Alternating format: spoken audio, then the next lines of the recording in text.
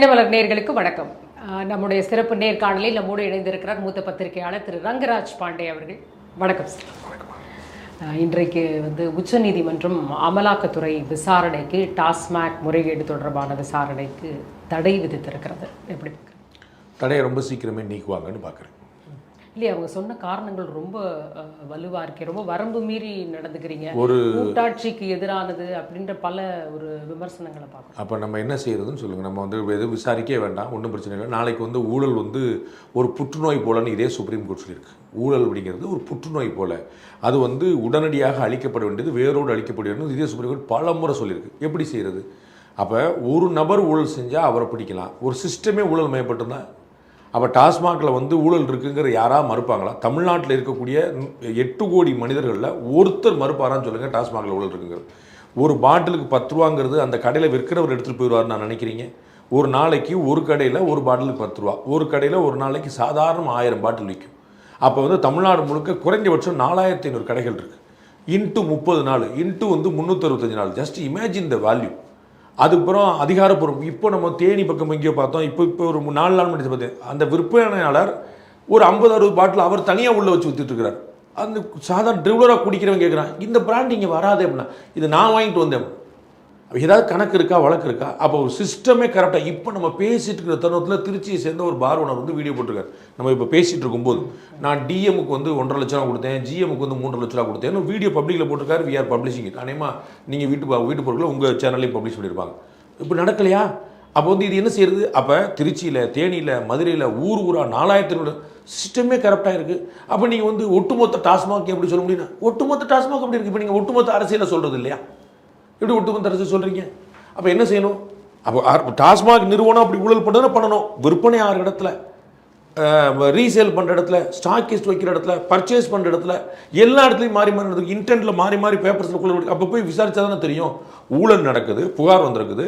இன்றைக்கி அதே மாதிரி கேஸ் சென்னை ஹைகோர்ட்டில் நடக்குது, அதே டாஸ்மாக் தொடர்பா. அப்போ ரொம்ப அழகாக சொல்கிறாங்க, நீங்கள் எஃப்ஐஆர்லாம் மூடக்கூடாது பார்த்துக்கங்க. தமிழ்நாடு அரசு எஃப்ஐஆர் போட்டிருக்கு டாஸ்மாகில் ஊழல் தொடர்பா. நல்லா இங்கே வச்சுங்க. இடியும் சிபிஐயும் பின்னாடி வருது. எந்த எஃப்ஐஆரும் இல்லாமல் இடி வர முடியாது, உங்களுக்கு தெரியும். எந்த ஒரு ரெக்வஸ்ட் இல்லாமல், ஆர்டர் இல்லாமல் சிபிஐ வர முடியாது.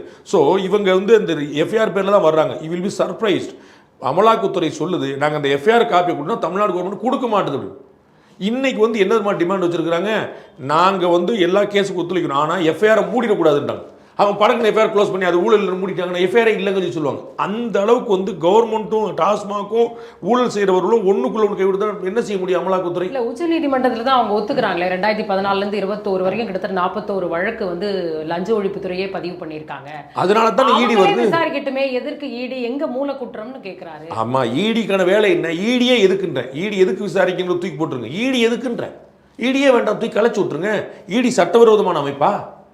பணம் கையாடல் நடக்குங்கிறது ஒரு விஷயம், அந்த கையாடல் பண்ணப்பட்ட பணம் எங்கே போகுது 2வது விஷயம். 2 குற்றம் இங்கே உங்களுக்கு புரியுங்களா? மணி லாண்டரிங், பிஎம்எல்ஏங்கிற ஒன்று எங்கே வந்துருக்குது? இன்று 2வது குற்றம் நடக்கும்போது வருது. அப்போ எஃப்ஐஆர் இல்லாமல் உள்ளே வர மாட்டாங்கல்ல. நீங்கள் இதே செந்தில் பாலாஜி கேஸில் அமலாக்கத்துறை எப்படி சம்மதிச்சது, நீதிமன்றம் எப்படி காவலை நீட்டிச்சது? அப்போ அமலாக்கத்துறை எக்ஸஸ் அப்போ தெரியலையா? அப்போ வரலையா? உங்களுக்கு புரியுங்களா உங்களுக்கு? அப்போ அவர் என்ன சொன்னார்? காசு வாங்கிட்டோங்க, வாங்கின காசு திருப்பி கொடுத்துட்டோங்க அப்படின்னு. சென்னை ஹைகோர்ட் கேஸை முடிச்சதா இல்லையா? ஆமாம், காசு வந்துருச்சு. அது எப்படி வரும்? திருடின பொருளை திருப்பி கொடுத்துட்டா நீங்கள் சரின்னு விட்டுருவீங்களா உங்கள் வீட்டில்? அப்போ அடுத்த கேஸ் என்ன வருது? ஒன்று, இது பணம் திருடின பணத்தை லஞ்சம் வாங்கினாங்க. அடுத்த அந்த பணம் எங்கே போகுது? அப்போ தான் இடி உள்ள வருது. அமலாக்கத்துறை செந்தில் பாலாஜி கேஸில் ஏன் வரணும்? அதை ஏன் உச்சநீதிமன்றம் கேட்கல? உச்சநீதிமன்றம் பெயில், செந்தில் பாலாஜி அவருடைய பெயில் கொடுக்கும்போது என்ன சொன்னாங்க? நீங்கள் என்னங்க சொன்னீங்க? மந்திரி ஆக மாட்டோம் தானே சொன்னீங்க. மந்திரியா இல்லைன்னு சொல்லி கேட்டீங்கன்னா புசுக்கு மந்திரியா. இப்போ எதுக்கு ரிசைன் பண்ணார் அவர்? இதே உச்சநீதிமன்றம் கேள்வி எழுப்பி தானே அன்னைக்கு உச்சநீதிமன்றம் அமலாக்கத்துறைக்கு இங்கே என்னங்க வேலை கேட்டுக்கலாம்ல? எப்பா இது காசு கொடுக்கல் வாங்க, ஒருத்தர் லஞ்சம் கொடுத்தாரு, அந்த லஞ்சம் திருப்பி கொடுத்தாரு, முடிஞ்சு கேஸ் முடிஞ்சு வச்சுல. இப்போ குற்றவாளியா இல்லைன்னு அங்கே முடிச்சிருங்க, கேஸ் எண்ட்ஸ் தேர். ஈடிக்கு என்ன பண்ணணும்? அன்னைக்கெல்லாம் கேட்டிருக்கணும், அங்கெல்லாம் கேட்டிருக்கணும். உங்களுக்கு புரியுங்களா? அது ஒரு இண்டிவிஜுவல் சார்ந்த வழக்கு. ஒரு அமைச்சராக இருக்கக்கூடிய செந்தில் பாலாஜியும் அவருடைய சகோதரும் அவருடைய பிஏவும் சேர்ந்து பண்ணாங்கன்னு உள்ளது. இண்டிவிஜுவலாக அதில் அரசாங்கத்துக்கோ இன்னொருத்தருக்கோ ஸ்டாலின் வாங்கினாரா எடப்பாடி வாங்கினாராங்கிற பின்னாடிலாம் போய் நிற்கல. த கேஸ் எண்ட்ஸ் தேர். அப்போ நீங்கள் தெளிவாக உச்சநீதிமன்றம் அப்போ ஈடி என்னங்க பண்ணிட்டு இருக்கீங்கன்னு கேட்கணும்ல. அன்னைக்கு கேட்கல. இன்னைக்கு டாஸ்மாங்கிற ஒரு சிஸ்டமே கரெக்டாக. நான் ஏற்கனவே சொல்லுவேன், 4500 கடைகள் இன்னைக்கு நடக்குதுங்க. உச்சநீதிமன்றத்திலும் உயர்நீதிமன்றத்தில் கேஸ் நடந்துட்டு இருக்கு பார்த்தீங்கன்னா இன்னைக்கு நடக்குது. நீங்க தயவு செய்து உங்க கேமரா எடுத்து டீம் எடுத்து கூட்டு போய் நீங்க பாருங்க. ஒரு கடையில் எம்ஆர்பி ரேட்டு கொடுக்குறாங்களா? ஒரு கடையில் பில்லு கொடுக்குறாங்களா? ஒரு கடையில் ரேட்டு கார்டு வச்சிருக்காங்களா? எந்த சரக்கு என்ன விலை ஒரு ஒரு கடையில் காட்டு. அப்போ கண் கூட நடக்குது ஊழல். நான் என்ன சொல்றேன், அந்த அந்த விற்பனையாளர் எடுத்துட்டு போறாரான்னு கேட்குறேன். அப்போ சூப்பர்வைசர் தெரியாதான்னு கேட்குறேன். ஜிஎம்முக்கு தெரியாதா? டிஜிஎம்முக்கு தெரியாதா? அப்போ எல்லாரும் உள்ளுக்குள்ள கூத்தா, எல்லாரும் ஒன்று கொண்டு கூட்டா, அதைத்தானே விசாரிக்கிறாங்க. அப்போ 10 இடத்துல ஏன் நடக்குதுன்னு நிப்பாட்டணும்ல. நான் வந்து போலி வரம்பு மீறி அவங்களுடைய போன் எல்லாம் பிடுங்கி அது உங்களுக்கு தகவல்களை வந்து பதிவிறக்க வேற எப்படி செய்யறோம்? வேற எப்படி செய்யறது? வேற எப்படி செய்யறது? மெசேஜ்ல எப்படி தான் பாஸ் பண்றாங்க? போன் எப்படி தெரியுது? வேற எப்படி பாஸ் பண்ண முடியும் உங்களுக்கு? அவங்க என்ன சேட்டலைட் போன்ல தகவல் சொல்றாங்களா? ஏன்னா தொடர்ச்சியா வழக்குகள் அதே பேட்டர்ன்ல வருது இல்லையா? பல மாநிலங்கள்ல இடி மேல இப்ப பாஜக எங்கெங்கெல்லாம் இல்லையோ அங்கெல்லாம் இடியை வச்சு ரைட் பண்றாங்க. ஒரு அடிப்படையில் ஒரு வித்தியாசம் பத்தி நான் வேற ஒரு பேட்டில் சொன்னேன். டெல்லியில் உள்ள கேஸுக்கும் இதுக்கும் அடிப்படையான வித்தியாசத்தை புரிஞ்சுக்கணும். டெல்லியில் வந்து மதுபான கொள்கை முறையீடு பாலிசி. நீங்க மதுபானம் விற்கிறதுக்கு ஏதுவா நான் வந்து சட்டத்தையே மாத்துறது, என் பாலிசியை மாத்துறது. அது வந்து உங்களுக்கு நான் செஞ்ச சகாயம். உங்களுக்கு புரியுங்களா? அப்ப பாலிசியை நீங்க உள்ள வரணுங்கிறதுக்காக நான் செஞ்சது. அப்ப பார்த்தா டக்கு டக்குன்னு ஆர்டர் மாறுது, டெண்டர் போதும். அப்ப வந்து பாலிசி தான் அங்க பிரச்சனை. இங்க அது இல்லை. இங்க ரொட்டீன் சேல்ஸ்ல பிரச்சனை. 14 மாவட்டங்களில் டெண்டர் இல்லை. சென்னைக்கு பாருக்கு டெண்டர் இல்லை. உங்களுக்கு தெரியுமா? சென்னையில் பார் இருக்கா இல்லையான்னு பார்த்து சொல்லு. உங்களுக்கு தேக்கமான தம்பியில் போய் பார்த்து சொல்லு. சென்னையில் பார் இருக்கா இல்லையான்னு பார்த்து சொல்லு. பாருக்கு டெண்டர் விடலை, பார் ஓடுது. எப்படி? ஓப்பன் ஃபேக்ட்லேயே தெரியுதுல்ல உங்களுக்கு. நான் சொல்ல, நீ வந்து பெரிய அந்த உள்ளங்கை நெல்லிக்கடின்னு தமிழில் சொல்லுவாங்க பாருங்க. இதுக்கு வந்து நீங்கள் என்ன வேண்டி இருக்கு? நீ கைப்பொண்ணுக்கு கண்ணாடி இருக்குமாங்க. நீ வந்து ரகசியமான ஆவணங்கள் மூலமாக புலனாய்வு பண்ணி கண்டுபிடிக்க வேண்டியதே இல்லை. ஹோல் டாஸ்மாக் வந்து கரெக்டாக நிற்குதுன்ற இல்ல. இப்ப இன்னைக்கு எல்லாரோட கண்முன்னும் ஈடி தானே இப்போ குற்றவாளி மாதிரி தெரியுறாங்க. தப்பு செஞ்சுட்டாங்க. என்ன குற்றவாளினா என்ன செஞ்சாங்கன்னு சொல்லுங்க. விசாரிக்கிறது தப்புன்னா நீங்க என்ன எதிர்பார்க்குறீங்க? ஊழலுக்கு எதிராக நடவடிக்கை எடுக்கணுமா வேண்டாமா? லஞ்சத்துக்கு எதிராக நடவடிக்கை எடுக்கணுமா வேண்டாமா? 41 எஃப்ஐஆர் நீங்க ஏன் போட்டீங்க? தமிழ்நாடு லஞ்ச ஒழிப்புத்துறை போட்டுச்சு. ஏன் போட்டீங்க? உங்க கவர்மெண்ட் எடுத்து நீங்களே பண்றீங்களா? குற்றவாளிகளை பிடிக்கணும்ல. அதுதானங்க சட்டம். அதுக்கு தானங்க உட்கார்ந்துருக்குறோம். அவன் ஏன் ஆளு கிடையாதுங்க. அவன் கரப்ட். அவன் வந்து உன்னை கவர்மெண்ட் எம்ப்ளாய்க்குனால ஏன் ஆளுங்க காப்பாற்றணும். நான் அவன் கெட்டது பண்ணியிருக்கான். 41 எஃப்ஐஆர் இருந்துச்சு. 41 எஃப்ஐஆர்ல ஒரு ஆள் தான் வச்சுக்கோங்களேன். ஒரு கேஸ்ல 41 பேர் திருடனா உட்காந்துருக்காங்கல்ல. அப்படி நீங்க தானே சொன்னீங்க. தமிழ்நாடு ஸ்டேட் போலீஸ் தானே சொல்லியிருக்குது. அப்ப எப்படி சொல்லிச்சு? அப்ப தமிழ்நாடு ஸ்டேட் போலீஸ் 41 பேர் டாஸ்மாக்ல சந்தேகப்படுறாங்கன்னு டாஸ்மாக் சிஸ்டத்தை சந்தேகப்பட்டு கேட்பீங்களா நீங்க? அது நாங்கள் ஒரு கேஸ் போடுங்க, 2 கேஸ், 41 கேஸ் போடுறீங்க. ஒரு கேஸ்ல ஒருத்தர் தான் இருக்காரு, 41. ஒரு கேஸுக்கு 2 வச்சா 82 பேர். அப்ப ஒட்டுமொத்த டாஸ்மாக்ல எல்லாருமே ஊழல்வாதி சொல்றாங்களா தமிழ்நாடு போலீஸ்? இல்ல. இப்படி ஈடி ஒவ்வொரு இடத்துலயுமே இந்த மாதிரி குட்டு வாங்கிக்கிட்டே வந்துச்சுன்னா எப்படி போகும்? எங்கெங்க குட்டு வாங்குச்சு? ஸ்டே வாங்கினா குட்டு வாங்குறதா? இல்ல, இன்னைக்கு பாரதி அழகா சொல்றாரு பாருங்க, ஈடி எப்படி ஏவி விடுறாங்கன்றதுக்கு இதை விட என்ன நாங்க பாருங்க நீதிமன்றத்தை நிலைநாட்டுறோம். தமிழ்நாடு போலீஸோடைய லஞ்ச ஒழிப்புத்துறை ரைடு போயிட்டு இருக்கு. அது என்னது? ஏவி விடுறதா, காவி விடுறதா, வேற என்ன தாவி விடுறதா, வேற என்ன பண்றாங்க? இதே இடி ரைடு இப்போ டாஸ்மாகில் இப்போ ரீசெண்டாக நடந்த போது முன்னாள் அமைச்சர் சேவூர் ராமச்சந்திர வீட்டில் தமிழ்நாடு லஞ்ச ஒழிப்புத்துறை போலீஸ் ரைடு. அது என்ன விடுறது? அப்போ இடி வந்து ஒன்று விட்டா மத்திய அரசு ஏவி விடுது. தமிழ்நாடு லஞ்ச ஒழிப்புத்துறை போச்சுன்னா என்ன விடுது? இல்லைங்க, நீங்க பண்ணா சட்டம் ஒழுங்க நிலைநாட்டுறதுக்கு ஊழல் தடுக்கிறதுக்கா பண்றீங்க. மத்திய அரசு பண்ணா எனக்கு புரியவே இல்லையே. இதே சுப்ரீம் கோர்ட் 100 முறை சொல்லியிருக்கு நடவடிக்கை எடுத்தியா, ஏன் நடவடிக்கை எடுக்கல? நடவடிக்கை எடுத்தா வந்து நீங்க அராஜகம் பண்றீங்க. அப்ப என்னாச்சுன்னு சொல்றீங்க? நீங்க ஸ்பெசிபிக்கா அவங்க எங்கெங்க எதிர்க்கட்சிகள் இருக்காங்களோ அங்க பண்ணும்போது தானே இந்த கேள்வி வருது. மற்ற இடங்கள்ல நீங்க வாங்க, நீங்களே பண்ணுங்க. சுவமோட்டமா கேஸ் எடுக்கிற உரிமைகள் எடுங்க. யார் வேணான்றா? நீதிமன்றங்கள் பார்க்க நீதிமன்றம் சுவமோட்டமா கேஸ் எடுத்தது இல்லையா? யாராவது தடுத்துருக்காங்களா? தாராளமாக எடுங்க. யார் வேணான்றா? ஒன்று நாங்கள் இன்புட் தான் எடுக்கிறோம், இல்லை நீங்கள் இன்புட் தான் எடுங்க. யார் வேணான்றா? அங்கே அந்த ஊரில் எதிர்கட்சிகள் கிடையாதா? பாஜக ஆளும் மாநிலங்களில் பாஜக தான் வந்து 8 கோடி பேர் உட்காந்துருக்காங்களா? அந்த ஊரில் எதிர்கட்சிகள் கிடையாதா? அவங்க செய்ய வேண்டியதானே. அவங்க என்ன சொல்லியிருக்காங்க? குஜராத்தில் 3 முறை முதலமைச்சர் இருந்தாருங்க நரேந்திர மோடி. ஒரு ஊழல் புகார் சொல்லுங்க, ஒரு எஃப்ஐஆர் சொல்லுங்க. இப்போ 11 வருஷமா உட்காந்துருக்காருங்க பாரு. ஒரே ஒரு கம்ப்ளைண்ட் சொல்லுங்க. கம்ப்ளைண்ட் சொல்லுங்க. நீ உண்மை போய் அப்புறம் விட்டுருங்க. நீ சும்மா பொய்க்கா ஒரு கம்ப்ளைண்ட் சொல்லியிருக்க, சொல்ல முடியுதா? அப்போ பாஜக என்ன, காங்கிரஸ் 2 போட்டியா, டிஎம்கே 2 போட்டி, இப்படி அப்புறம் பங்கு பிரிச்சா போட முடியும்? யார் தப்பு செய்யறாங்களோ அங்கே போட முடியும். அவர் தப்பு செய்யலன்னு சொல்லிட்டு இருக்காங்க. நீ தப்பு கண்டுபிடிச்சு சொல்லுங்க, ஊழல் புகார் கொண்டு வாங்க. நீங்க ஊழல் புகார் கொண்டு வர மாட்டீங்க, கேஸ் அப்படின்னா பங்கு பிரிச்சு போடுறதா? இவங்க மேல 2 கேஸ், அவங்க மேல 2 கேஸ், இப்படி பங்கு பிரிச்சா போட முடியும்? எதிர்கட்சியில் அந்த ஊர்ல இல்லையா? காவல்துறை இந்த ஊர்ல இல்லையா? பண்ண வேண்டியதானே? எதுவுமே பண்ணாம மகாராஷ்டிரா ஊழல் நடத்தி கொண்டு வாங்க, குஜராத்தில் ஊழல் நடத்தணும் கொண்டு வாங்க. குஜராத்தில் காங்கிரஸ் இருக்குதா இல்லையா? மகாராஷ்டிராவில் காங்கிரஸ் இருக்குதா இல்லையா? நேற்று வரைக்கும் ஆட்சியில் இருந்தாங்களா இல்லையா? கொண்டாங்க, ஊழல் போர் கொண்டாங்க. நீங்க இருக்கும்போது சொன்னாங்க, ஆதர்ஷ் அடுக்குமாடி குடியிருப்பு ஊழல் வரைக்கும் இவங்க இருக்கும்போது சொன்னாங்களா இல்லையா? அப்ப இப்ப கொண்டாங்க, என்ன ஊழல் சொல்லுங்க. காமன்வெல்த் ஊழல் வந்துச்சா வரலையா? இஸ்ரோ ஊழல் வந்துச்சா வரலையா? அது மாதிரி ஊழல் போர் சொல்லுங்களேன். டெய்லி ஒரு ஊழல் போர் வந்துச்சா இல்லையா காங்கிரஸ் கவர்மெண்ட்ல?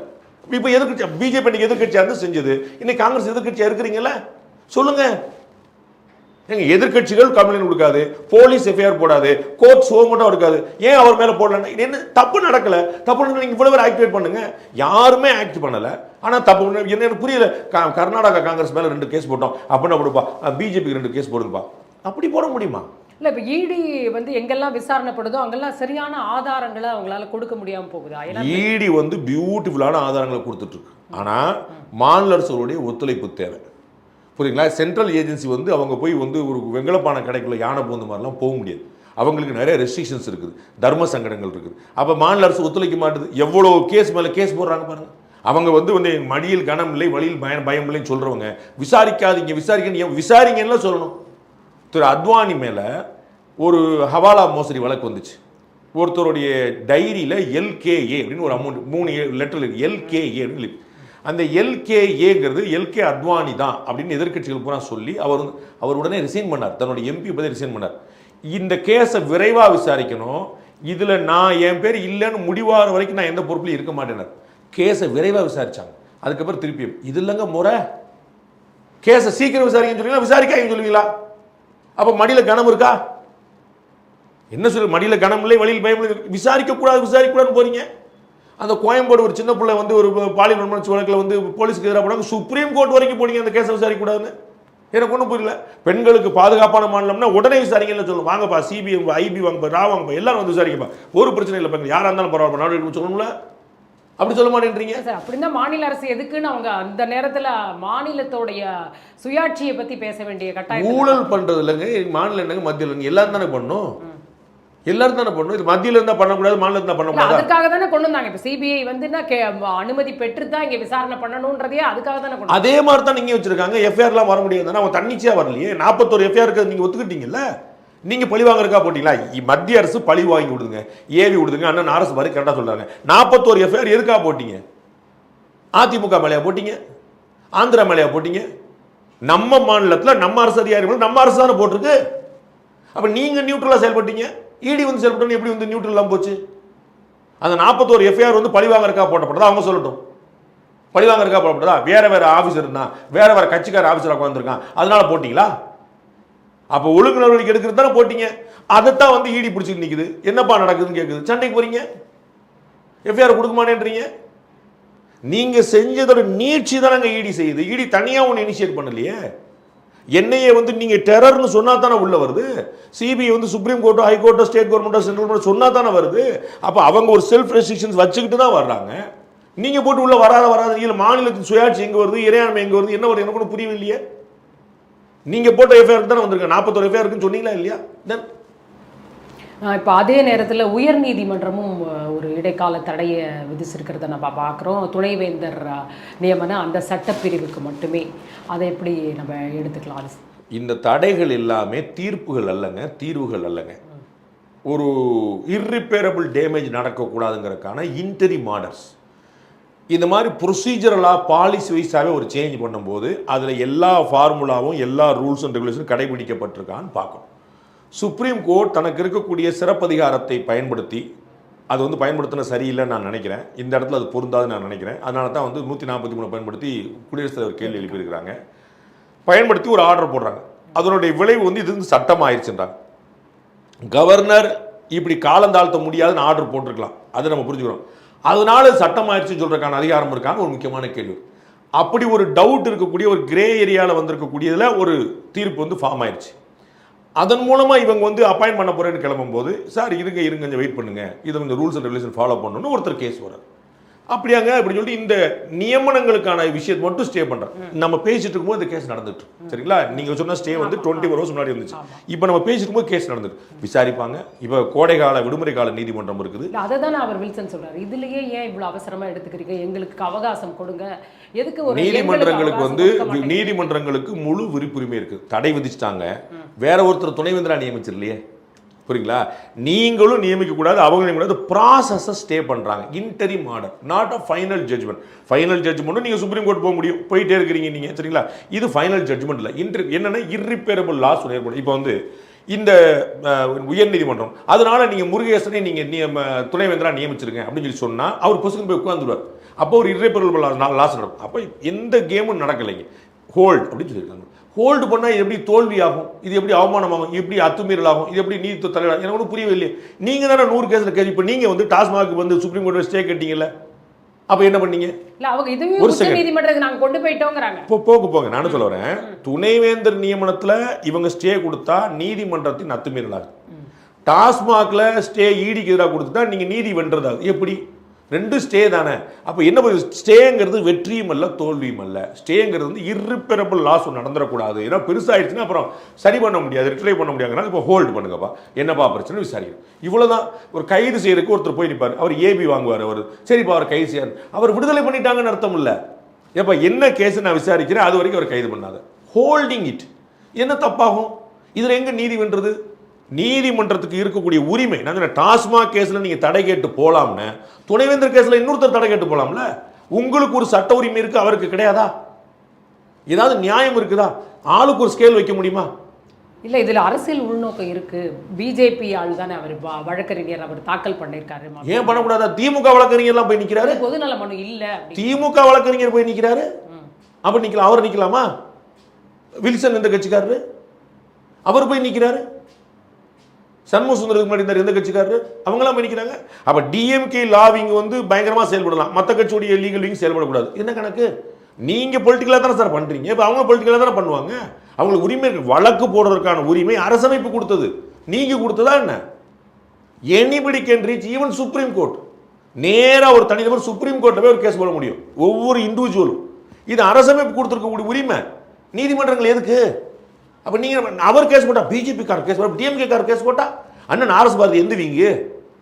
சட்ட வீங்கில் இருந்தாலும் அவ்வளவு பேரும் புகழ் வாங்கினாரு கேஸ்லாம் போட்டு. ஜெயலலிதா மேல அத்தனை கேஸ் போட்டவர் யாரு? அப்ப அவர் கேஸ் போட்டார்னா நீதியை நிலைநாட்ட வந்த மனு தர்மம். இப்ப மத்தவங்க போயிட்டாங்கன்னா எனக்கு புரியலையே.